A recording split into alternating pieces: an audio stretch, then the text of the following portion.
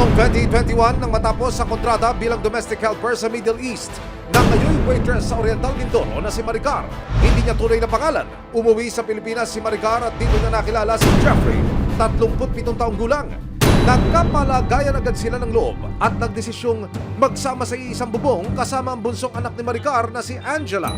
Hindi niya rin tunay na pangalan. Nung una po, biro-biruan, kumbaga po tukso-tuksuhan lang po. Tapos yung pakita niya, mabait naman po. Ay di parang nahulog na din po yung loob ko sa kanya, so naging kami po.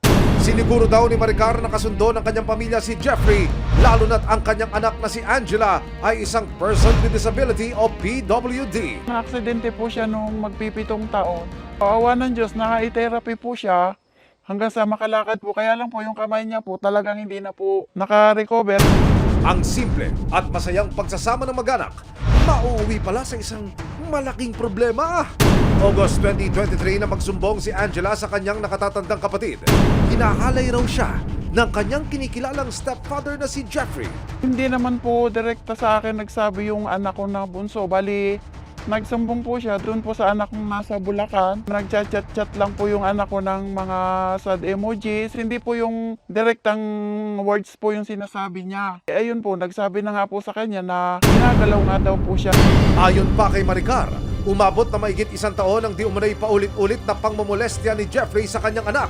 Ang matatandaan lang po nung anak ko na nag-umpisa ay nung May 2022 po hanggang nitong nagsumbong na po yung anak ko ng August.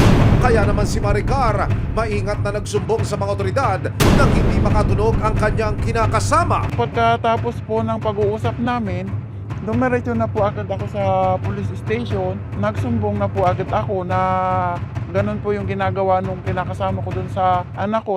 Matapos makapagsumbong sa pulis at umuwi sa kanilang bahay, kinailangan daw ni Maricar na magtimpi at makipagplastikan sa humalay di umano sa kanyang sariling anak. Pinagtiisan po namin na makasama muna siya ng mga 3 buwan po siguro yun sa bahay na kinikim-kim ko yung galit ko po sa kanya para lang po hindi po siya makatunog na naisumbong na po namin siya sa pulis. Nang lumabas ang sampina at maideliver ito sa bahay ni Maricar at Jeffrey, naglaho na raw na parang bula ang suspect. Dumating na po yung subina sa kanya.